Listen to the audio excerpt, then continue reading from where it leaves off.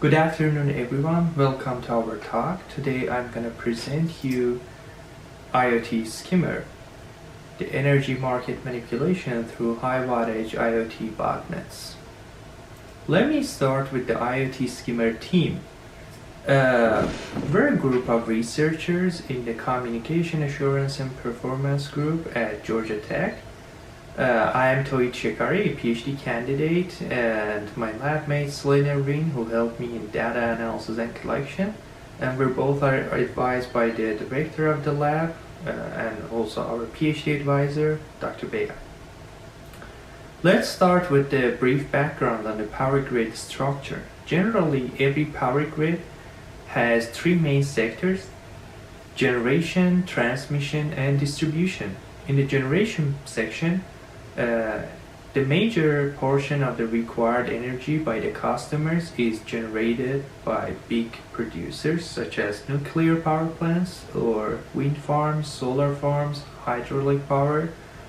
Then the generated power is transmitted over long distances using transmission lines or the transmission sector. And then when it nears the customers, the voltage is stepped down, and the energy is distributed among the end users with distribution lines or in the distribution sector. At the end of this chain, we have the commercial or industrial users, and also we have the residential customers. Like any other industrial control system, power grid has its own specific and proprietary communication network and also the control algorithms. For the communication network that is responsible for collecting the measurements throughout the power grid to make them available for the monitoring and decision-making purposes in the control center, we have a system called Supervisory Controlled and Data Acquisition System, or SCADA system.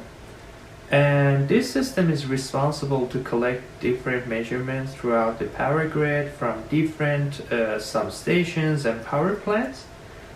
And the raw data then they're communicating, they're sent back to the control center, they are being monitored by the human operators, and they have automated and manual tools to process the raw data and make control decisions on the processed data. Then they send back the decisions to the substations and also the power plants, and the decisions could be switching a specific power line or even changing the output power generation of a specific generation or a specific power plant. With the explosion of the high performance computing devices, and also with the emergence and explosion of measurement devices in the power grid, the concept of the power grid has changed a lot.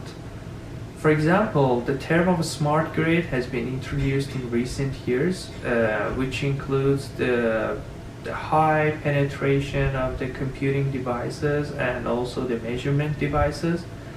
And we don't have the vertical structure that I mentioned in the previous slide anymore in this new environment. The power generation can be partly done in the customer side and also in the generation side. And also we have a much more efficient system in terms of energy consumption, and this new smart grid concept provided us with cheaper energy. But now let's talk about the electricity market. Traditionally, everything from the generation, transmission to the end users and the distribution systems were owned by the government-owned parties. But in late 1990s, the concept of restructured power system was introduced. The basic concept was to moving from the government-owned entities to private-owned and competitive environment. in this new environment, the generation companies and the retailers can participate in the market and offer their prices. And this is a competitive environment which provides us with better prices and also the energy efficiency. And according to the United States statistics, in year 2018, the total transactions on the electricity markets in the US were more than $168 billion. So we have a structure similar to this in the electricity market. We have some generators, we have big retailers or resellers, and these two group of players, they submit their bids to the market saying that I'm gonna buy this much of energy for this price. I'm going to, and the other player is going to say I'm going to sell this much of energy for this price. The market operator clears the market and the price is determined. So it's a totally free market. And the retailers are responsible for participating in a volatile daily market, but they're offering usually the fixed rate to the end users. And this makes their work very challenging indeed. They can't offer very low prices because they may lose in the market, and they can't offer very high prices because they will lose customers. This system has been implemented in a lot of regions around the world. The entire system hasn't been transformed into the restructured system. We still have the traditional structure in some parts of the world, but most of the power grid in most of the countries have been transformed into the new structure. For example, in the US, we have 9 different regions that the restructured power grid or the electricity markets have been developed. And 2 of the biggest ones, of course, are California market and the New York market. And each of these markets has 2 sub-markets, the day-ahead and real-time. In the day-ahead market, so the players participate in this market 1 day before the actual operation, and they're making bids, offers for the next day. So they're doing this based on the load forecasting. The thing is that based on the historical data, the market players can make predictions on the loads for the next day to some extent with a certain amount of error, for example, 5 to 10%. But there's usually load forecasting errors.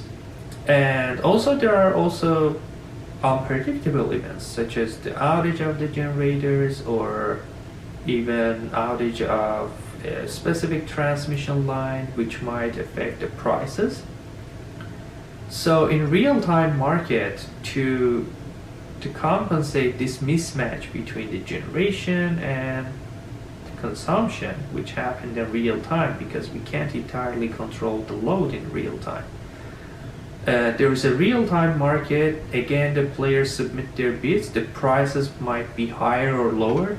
It's more volatile than the day-ahead market, but the existence is necessary to make the real-time load balance generation. Now let's move to the IoT botnets. IoT botnets have been recently introduced into the cybersecurity domain. The most famous one was Mirai botnet, which was discovered in August 2016. It included over 600,000 compromised devices, and it was used indirectly to attack other domains which even properly secured, such as the Brian Krebs website, who's a cybersecurity journalist. Also, it was used in another set of distributed denial of service attacks. But after the release of the source code of this botnet, the similar botnets have emerged, such as LoaBot, Hejime, BreakerBot, and they're distributed all over the world. So we're going to even hear more about the IoT botnets in the future. And this figure shows the geographical distribution of this market, of this botnet. But for the attack, as far as for the attacks on the financial markets, there's been a lot of market manipulation cases, which can be defined as a deliberate and malicious interference with the market values to create an artificial price for a tradable entity. Usually distributed denial of service attacks were launched to interrupt these markets and target their availability. Two of the most famous ones I've mentioned in this slide. Attacks on the electricity markets. There has been always market manipulation cases in electricity markets, but we have no proof or evidence of the existence of any significant cyber attack on the electricity market. For example, in the US Federal Energy Regulatory Commission reported 16 potential market manipulation cases in 2018, and 14 of which were closed with no action. But most recently, in the past couple of months, UK electricity market experienced a major cyber attack, and you can read the detailed article here. So it started to heat up this specific field. IoT botnet attacks on the power grid have been emerged and studied recently. It was introduced by Sultan and his colleagues in Princeton University, and the title of the paper was Black IoT. It was presented in Usenix Security 2018. The basic idea was that as an attacker, you have access to a high-wattage IoT botnet whose bots are consuming high watts, and they can consume high energy, such as HVAC systems, water heater, air conditioner. And it was mentioned in the paper that if the attacker can simultaneously turn on or off these devices during specific times, you can cause blackout in the system by giving it a big shock. Then 1 year later, another group of researchers came in and they shown that it's not as dark as it was shown in the first paper, but because the protection schemes, the underlying protection schemes of the power grid, they can withstand against those attacks to some extent. Now let's move to our paper, our presentation, and see what we have done. To do so, let's talk about the threat model. So we want to do the market manipulation in the electricity market, but how? Can we manipulate the prices? If you remember this scene, this is from famous movie called Wolf of Wall Street. This guy, Jordan Belfort, was one of the biggest scammers in the stock market of the US. He used to manipulate the market prices and used the new prices and manipulated the prices in his own favor. For example, he was buying a stock in low price and then he was selling the same stock after a huge manipulated pump in the stock. For example, he could buy a stock when the price was $2 and he could sell it when the price was $3. And also, he also used the concept of short selling. Basically, he borrowed stock from the broker, he sold it at a high price, then he dumped the price, and he bought again the same stock and give them back to the broker itself with a lower price. So he could make money in this way as well. But can we do a similar thing in electricity market? By studying the data of the electricity markets, we noticed that the system demand change in real time, or the load forecasting error, can affect the electricity market prices. So if we can somehow control the total power consumption of the power grid and change it slightly, we should be able to affect the real-time system electricity market prices. So if the attacker has access to a high-wattage IoT botnet, we can manipulate the profits of different players. And in this way, we can have two different attacker types, attacker type 1, 2. Attacker type 1 is a market player whose goal is to maximize his own profit, and the second one is a nation-state actor, which is a part of trade or Cold War to damage the other players financially or the entire market. But the attacker needs market historical and real-time data to estimate the key parameters such as the price load sensitivity, system real-time demand, and day-ahead prices. And one more key point is that the attacker needs to optimize the attack to maximize the gain and damage on the system. So we have two attacker types, and the optimization problems would be maximizing the profit of the market player in the first attack type, and the constraints are technical due to the market player, market rules, and the stealth strategies. The second one is to maximize the economic damage on the market, entire market, and the constraints are market rules and stealth strategies. But let's talk about the feasibility of attack. From the IoT botnet perspective, a successful attack, we noticed that it can be done with as low as 50,000 bots. Of course, the more bots you have, the more damage or more profit you can make from the market. But the lower number of bots doesn't jeopardize the general structure of the attack. And also, you can build and rent a decent botnet, such a botnet with almost $4,000 per month. But this is even not comparable to the attack game, because you can gain millions of dollars per day with such market manipulation. But the key point is that your bots should be high wattage. But do we have such number of high wattage devices, for example, in the US?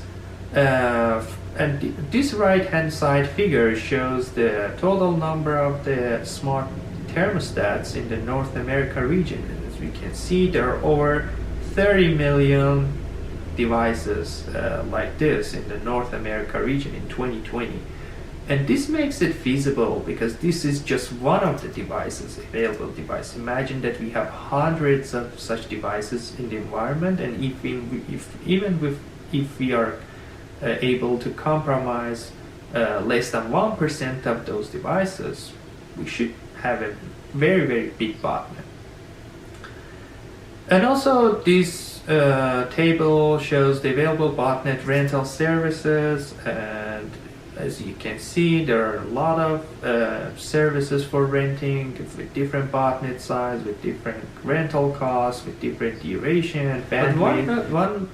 One thing to note here is that these are not necessarily high wattage devices. So, but we can actually extrapolate this table to estimate the price of a high wattage device, even if the price of renting a high wattage device is 10 times, 20 times bigger than this, even 100 times bigger than this. It's still feasible to perform the attack, and we're expecting to see more high wattage devices in the future after the publications of these recent research works. From the power grid perspective, we can see that these two figures show the day-ahead and real-time market prices of the New York market. As you can see, the day-ahead prices are lower than the real-time prices in this specific hour, and this is because of a load forecasting error that happened at that time. From the end user's perspective and the attack's effect on the billing statement, by some technical analysis, we know that the average power consumption of American homes is almost 900 kilowatt hour. And if we assume that we have 100,000 bots, each bot consuming 3 kilowatt of power, and we perform the attack 100 days per year or 8 days per month, not every day, and each device can be turned on or off for 3 hours on average, its effect is going to be 7% increase in the billing statement in the most severe case of the attack. So it's almost unnoticeable. So if you're paying $100 for your electricity bill, if you have a compromise bought in your house, you're gonna pay $107, which is totally unnoticeable. But we need stealth strategies to guarantee the repeatability and the attack, and this repeatability will increase the attack gain in general. And this increase in the attack gain will add to the motivation of the attackers, and also the stealth would add to the motivation of the attackers to avoid law-related repercussions. The first stealth strategy, we need to hide the attack from the market operator. So, but can you change the demand of the system severely? Most likely no, because the system operator would easily notice there's something weird going on. This is not a typical load profile in the system, and there's something weird going on, so it's probably an attack. So, but if we limit the attack and if we limit the market demand manipulation to a typical load forecasting error, similar to what we have shown in this figure, it's almost unnoticeable. So as a market operator, when I'm seeing one of these curves here as a load, real-time system load, and the black line shows the day-ahead line, day-ahead load forecasting line, we're changing the system demand in the error band, so it's almost unnoticeable, and you can't distinguish between the actual system change or actual load forecasting error or any attacks. The second strategy would be the frequency of the attack. You can't launch the attack every day because you're incurring too much risk and there's a high chance of being caught and detected.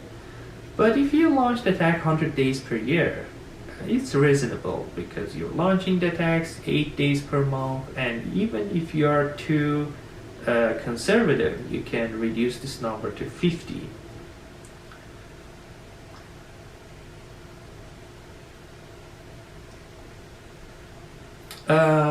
The other stealth strategy would be implementing the suboptimal attack scenarios.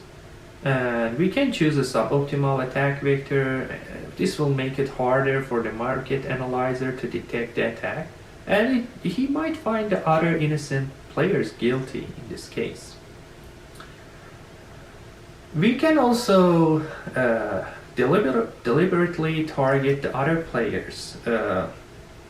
In this case, the attacker might intentionally target his competitors to damage certain companies and players, and this will lift the suspicion from himself to the other companies.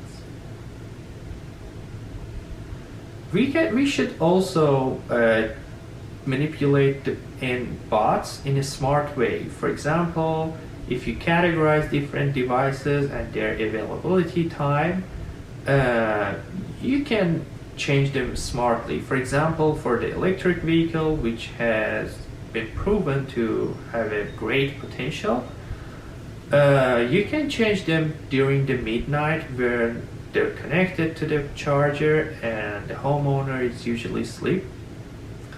But for the other devices such as HVAC systems, you can change them and manipulate them when the homeowner is not home, usually between 9 a.m. to 11 a.m. or 12 p.m. It's a good time to turn on or off those devices. So now let's talk about the numerical results. For evaluation purposes, we didn't implement this specific attack, IoT Skimmer, in practice because it has a huge financial effect on the market, and just to avoid the law-related repercussions, we used real-world data analysis for showing the effect of the attack from the two biggest markets in the US, New York and California markets.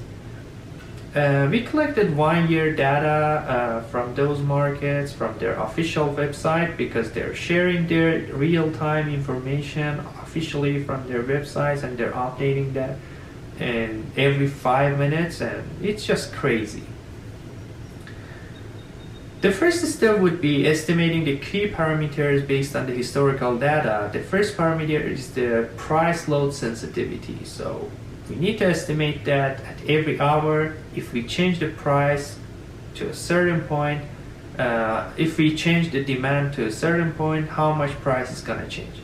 By studying the historical data of the New York market and California market, we noticed that we obtained these two figures for the price load sensitivity. As you can see, it's different for different markets, but the trend is almost the same, but the numbers are a little bit different. So you have to analyze the historical market of each specific market to obtain this parameter. It's different for each market. And also for estimating the error band and load forecasting error band of different markets, we studied again the historical data and we obtained these two figures. The top figure is for the New York and the bottom figure is for the California market.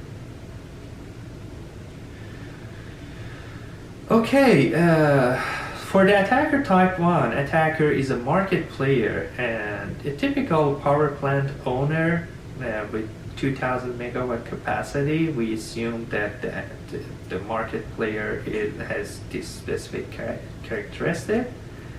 And we showed that for different botnet sizes and for on average different power consumption in each bot. One represents 1 kilowatt, 2 kilowatt, 3 kilowatt for average of the power consumption of each bot.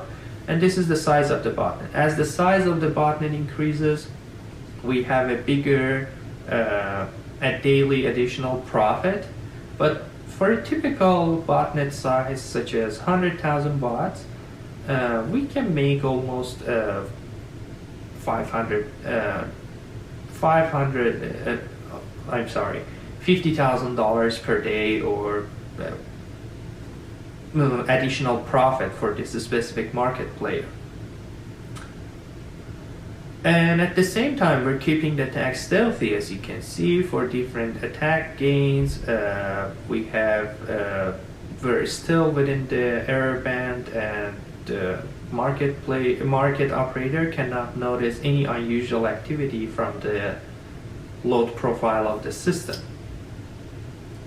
For the attacker type 2, which is a nation-state actor, he can do this based on as a part of a trade or Cold War, and he wants to target the, let's say, generation side companies.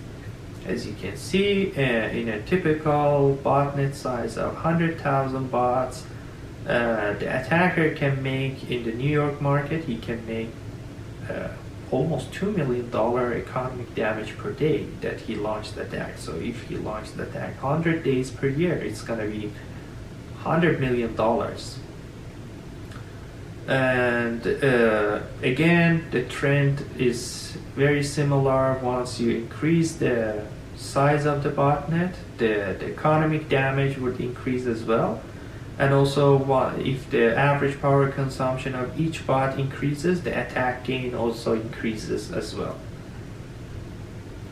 Again, the attack is stealthy. We're changing the system demand in the error band, and the system operator cannot notice any change in the system.